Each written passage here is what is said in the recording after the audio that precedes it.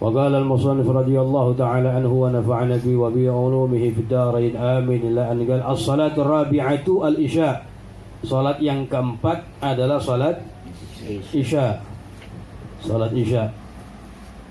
Wahya lughatan Isya itu secara bahasa ya. Ismun li awwalil dhalam, satu nama untuk permulaan malam. Satu nama untuk permulaan malam Isya. Wahya dan salat Isya itu atwalus salawati waqtan, paling panjangnya salat waktunya. Jadi waktu salat yang paling panjang itu waktu salat Isya. Dari mulai hilang megah merah sampai daripada terbit fajar shadiq. Itu waktu yang paling panjang waktu salat Isya. Wa waktuha, dan waktunya yadkhulu, masuk waktu salat Isya bi ghurubi syafaqil ahmar, dengan tenggelamnya mega merah. Dengan tenggelamnya mega merah. Ini yang perhatian terhadap daripada alam bisa menyaksikan begitu ya. Ini biasanya memang kalau sudah masuk Isya ini langit lebih gelap dibanding masih maghrib, masih hawa maghrib sebelum Isya masih agak terang-terang dikit ya. Nah, tenggelamnya mega merah ini menunjukkan bahwasanya masuk daripada waktu Isya, habis waktu daripada salat maghrib. Wa yakhruj, dan keluar waktu salat Isya itu, dan keluar Isya itu bitulu'il fajr shadiq, dengan terbitnya al-fajr shadiq, fajar shadiq, dengan terbitnya fajar shadiq. Al-fajr shadiq nanti akan dibahas, ada perbedaan antara al-fajr shadiq wal fajrul kadhib ya, antara fajar shadiq dengan fajar kadhib. Kalau fajar shadiq membuktikan memang telah masuk waktu salat subuh. Kalau fajrul al-kadhib ini sesaat belum masuk waktu daripada salat subuh, ini kelabuan dari iblis untuk mengganggu orang-orang yang semangat dalam salat subuh. Padahal waktunya belum masuk. Nanti ada perbedaannya ya setelahnya. Al-ashfaq salah satu, mega itu ada 3 ya, ahmar merah, wa asfar kuning, wa abyad dan putih. Jadi kiasan aja semuanya itu. Wa yundabu ta'khiru salatil isya, dan disunahkan mengakhirkan salat isya. Disunahkan mengakhirkan salat isya ila ghurubi syafaqil abyad wal asfar, sampai tenggelam megah putih dan kuning. Nah, ini makanya dikatakan bahwasanya ini kebanyakan daripada yang diamalkan oleh para ulama kita, mereka mengakhirkan daripada salat isya sampai telah tiba sepertiga malam yang pertama. Sepertiga malam yang cuma kalau kita khawatir bakal lewat nanti, jangan. Tapi ini permasalahan khilafiyah, tetap ulama mengatakan awal waktu lebih mulia. Karena daripada umumnya hadis Nabi, awalul waqti ridwanullah. Awal waktu itu mendapatkan keridhaan dari Allah Subhanahu wa ta'ala. Nah, ini tapi ala kulli hal ada perselisihan pendapat para ulama, diakhirkan sampai hilang daripada mega putih dan asfar ya, yang kuning. Kenapa khurujan min khilafi man qal? Kenapa sunnah diakhirkan? Khurujan min khilafi, karena biar keluar dari perselisihan pendapat ulama yang mengatakan inna salatal isya'i, sesungguhnya salat isya itu yadkhulu waktuha, masuk waktunya bi ghurubi syafaqil abyad, dengan tenggelamnya mega putih ya, dengan tenggelamnya mega putih. Wal Khattabi was Suhaili nani wal waktu wa huwa madhhabul Hanafiyah, dan itu madhab daripada Imam Al-Hanafi ya. Madhab daripada Imam Hanafi bahwasanya masuknya salat isya ini dengan tenggelamnya mega putih, bukan merah ya. Kalau madhab kita kan Syafi'i bahwasanya apa? Dengan tenggelamnya mega merah masuk daripada waktu salat isya, keluar maghrib. Tapi ada pendapat dalam madhab Hanafi sampai hilang tenggelam daripada mega putih. Jadi tenggelam pertama mega putih, merah dulu tuh ya, baru abyad dan ahmar, dan ahmar. Sehingga dalam mazhab kita tawassut ya, mencari ibadah kita sesuai dengan sepakat para ulama mengatakan sah. Nah begitu, itu yang paling afdal. Ibadah kita mencari sepakat para ulama yang mengatakan ibadah kita itu adalah sah. Dalam mazhab Syafi'i begitu tawassut.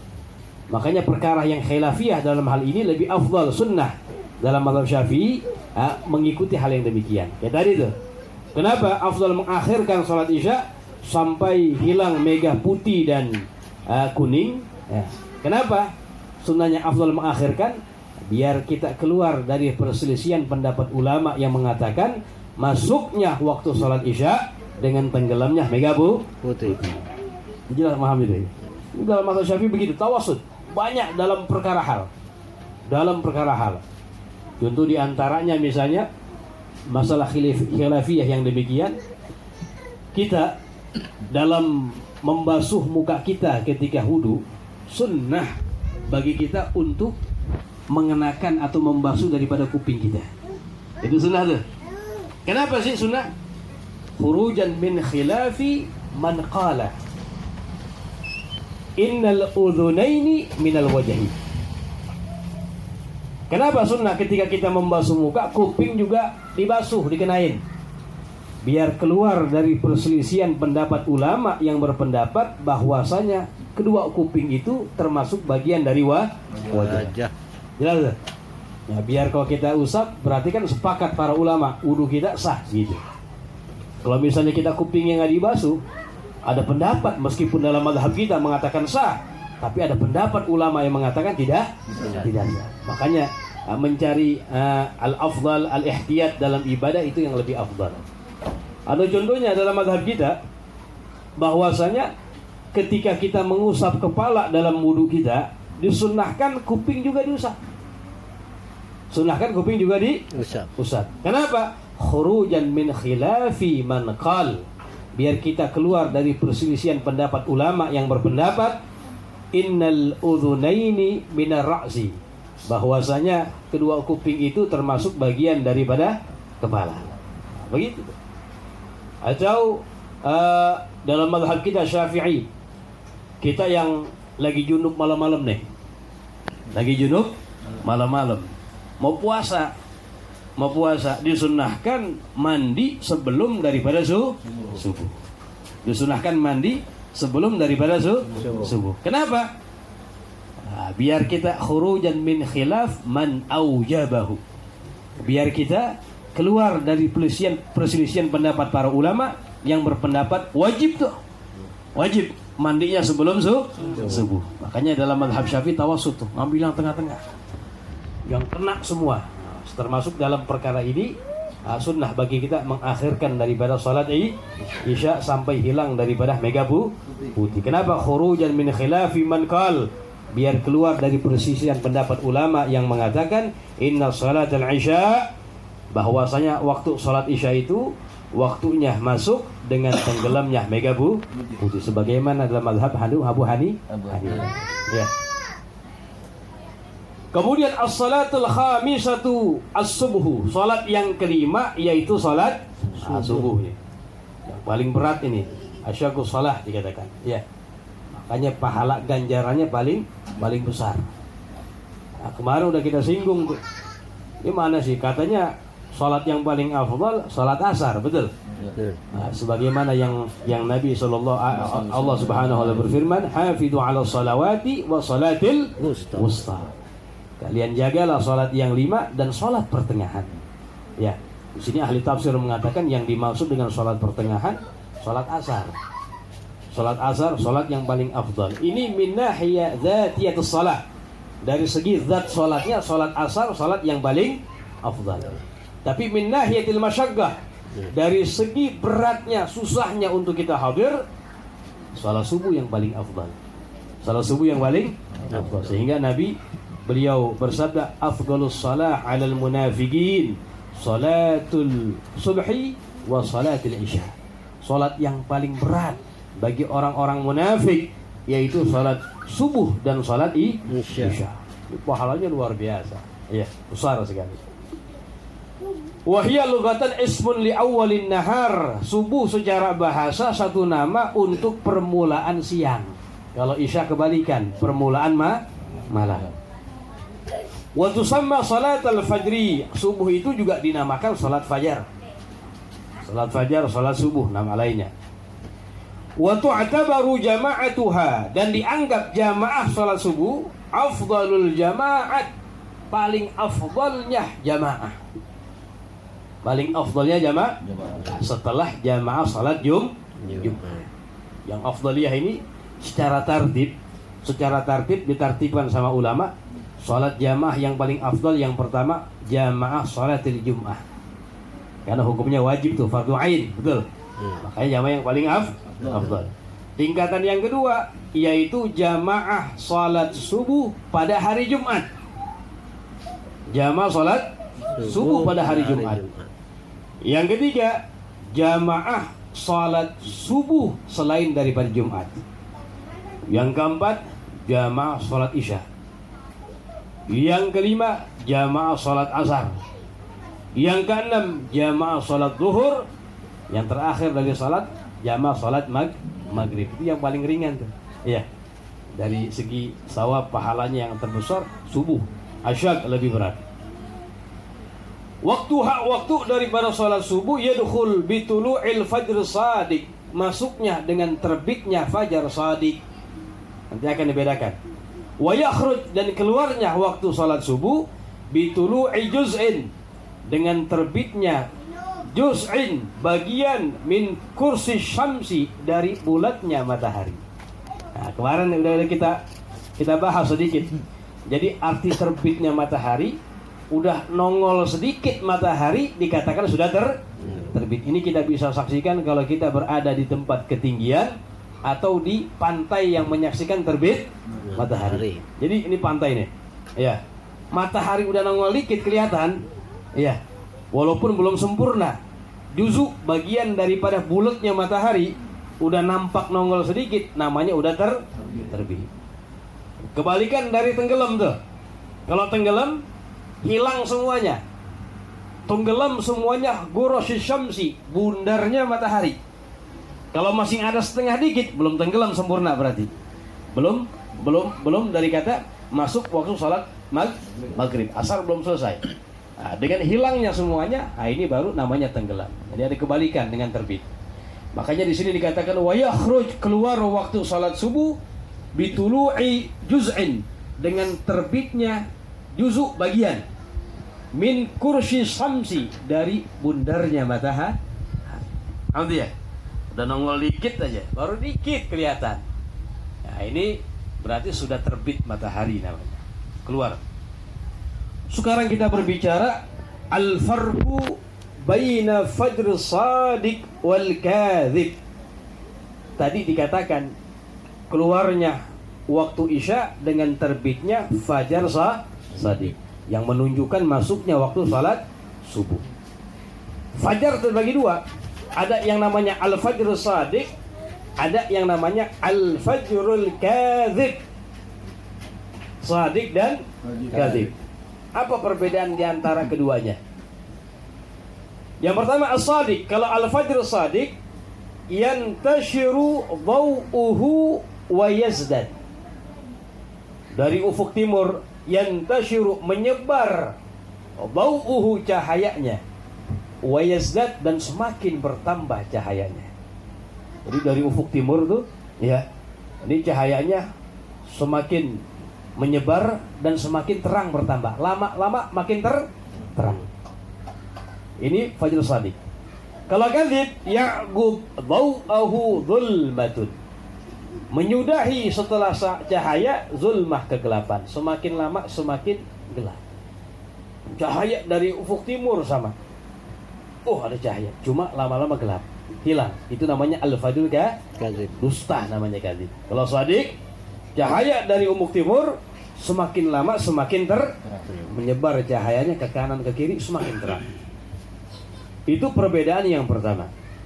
Yang kedua perbedaannya, kalau al-fajr shadiq yakun mu'taridan ay mustatiran minal janub ila shimal. Cahayanya itu melebar. Mu'taridan, melebar. Minal janub ila shimal. dari selatan ke timur. Dari selatan ke timur. Jadi semakin melebar dia. Melebar ke selatan, dari selatan ke timur. Minal janub, dari selatan ila shimal ke timur. Kalau al-fajr kadzib yakunu mustatilan, cahayanya memanjang. Tadi kan melebar. Paham tuh? Kalau shadiq melebar. Kalau kadzib mustatilan. Minal syarq ila al-ghurub. Dari timur menuju kemari, ke barat. Lama-lama gelap. Kalau fajar shadiq melebar. Dari janub selatan ke timur. Semakin lama semakin terang melebarnya. Paham tuh? Perbedaannya penting nih antara fajar shadiq dengan al-fajrul kadzib. Yang ketiga, yadkhulu bihi waqtu sholati wa shaum. Terbitnya fajar shadiq, yadkhul, masuk bihi dengannya waktu salat subuh masuk. Wa shaum, mulai daripada puasa. Ada hukumnya di situ. Kalau al-fajrul kadzib la yata'allaqu bihi hukmun, tidak bergantung dengannya hukum. Maksudnya apa? Enggak ada hukumnya, udah. Itu hanya kelabuan dari iblis. Orang-orang yang rajin sangka udah masuk subuh sholat, ya ternyata belum masuk. Nah, itu tujuannya begitu. Orang dulu ya. Sekarang mah belum bangun kita. Ya. Buru-buru perhatian. Orang dulu begitu perhatian, ya. Mau sholat subuh lihat dulu, ya. Mereka ini luar biasa dengan wirid, dengan yang segala macam. Pernah dikisahkan begini tuh. Al-Imam Ibnu Hajar Al-Haytami. Al-Imam Ibnu Hajar Al-Haytami, seorang ulama Syafi'iyah, ulama Syafi'iyah yang karangannya luar biasa banyak. Di antara karangannya adalah kitab Tuhfatul Muhtaj, syarah daripada kitab Minhajut Talibin. Ulama yang luar biasa. Beliau berdiam di Hijaz, di kota Mekah. Ketika sedang menunggu bersama jamaah masuknya waktu sholat subuh, ya, ini matahari apa namanya, awan ini gelap, mendung begitu. Kalau mendung kan sulit, betul, sulit, mendung. Orang-orang pada celingak-celinguk, ini subuh udah masuk belum sih? Subuh udah masuk belum sih? Iya. Nah, tiba-tiba Al-Imam Ibnu Hajar Al-Haytami, beliau digigit kalajengking. Kok gitu? Astagfirullah. Dibilang, udah azan kan, subuh udah masuk, dibilang. Subuh udah masuk. Orang-orang yang berada di sampingnya pada bilang, ente tahu dari mana? Subuh udah masuk. Ini barusannya kalajengking gigit saya, dibilang. Barusan kalajengking gigit saya. Kata orang-orang, hubungannya apaan kalajengking gigitannya ke ente sama masuknya waktu sholat subuh? Dibilang apa? Iya, semalam saya membaca al-azkar, zikir-zikir tahsinat, pembentengan di waktu malam. Di waktu malam. Tuh, yang baca itu terus diamani sama Allah sampai malam terus.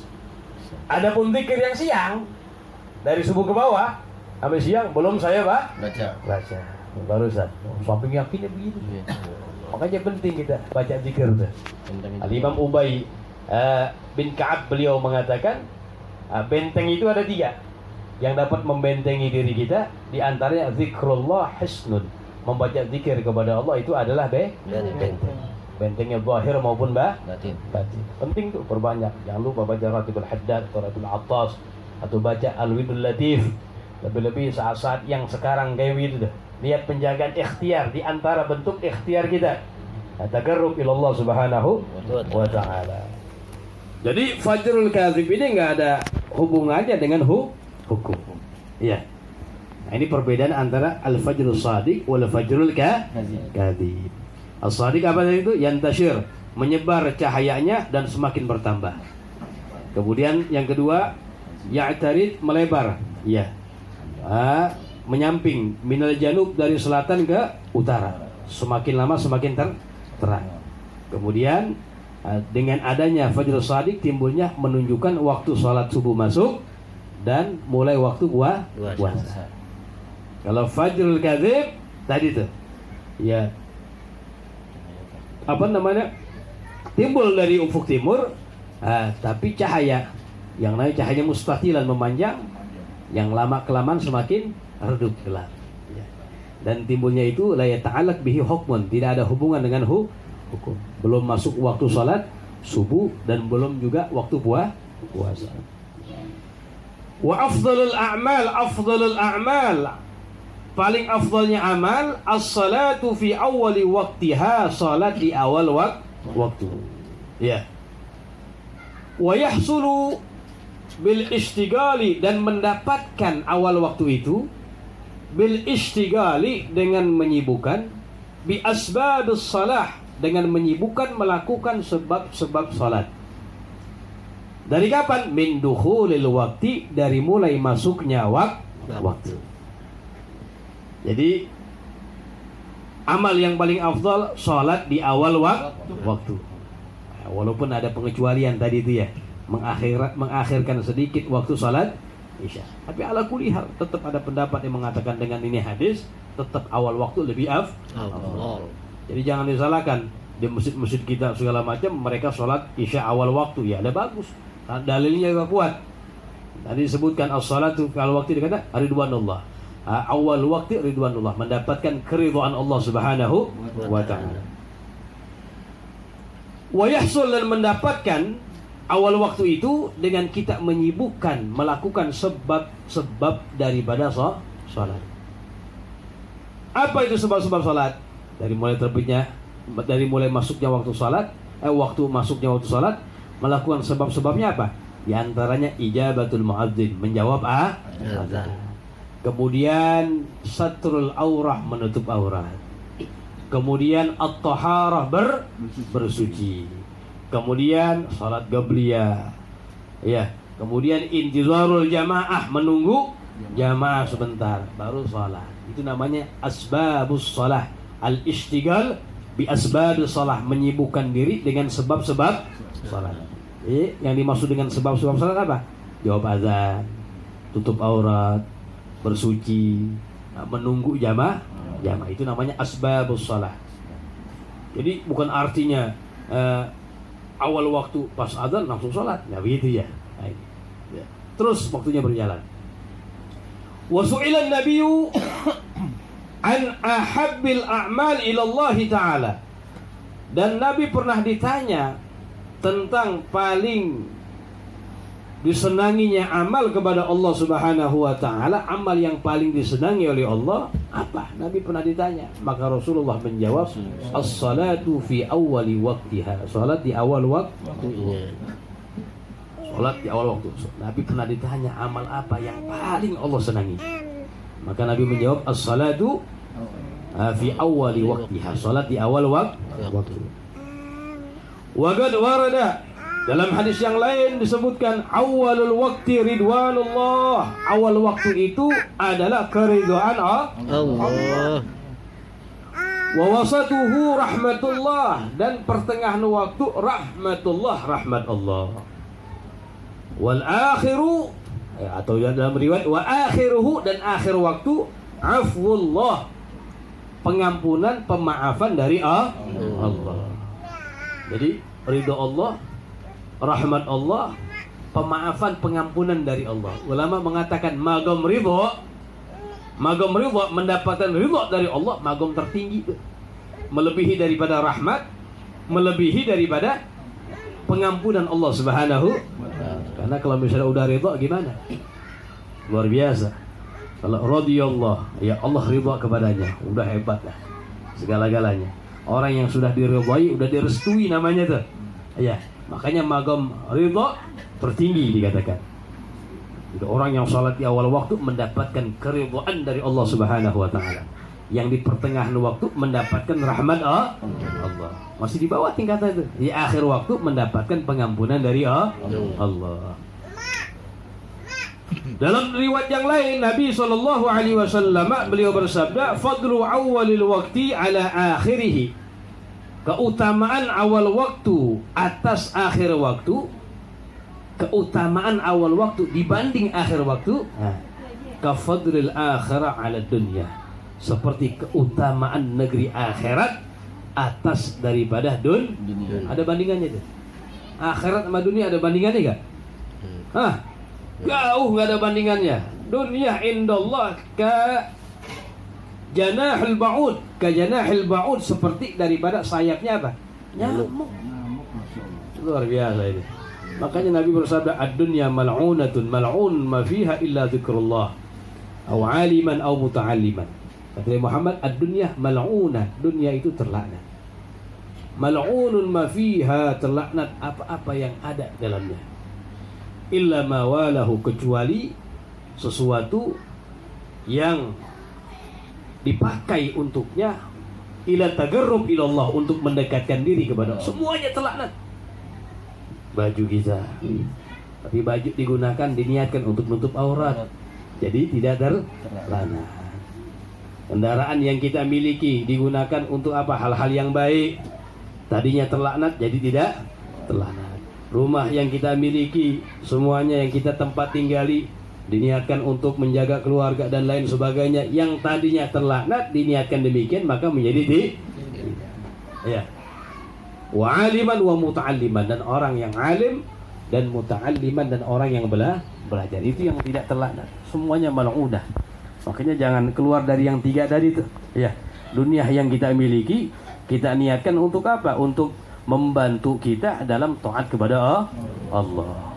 Lima maslahat perjuangan Islam dan lain sebagainya. Begitu. Ya. Bukan gara-gara dunia lain sebagainya lupa segala-galanya. Ya, na'udzubillah min dzalik. Ini saking penting daripada permasalahan salat.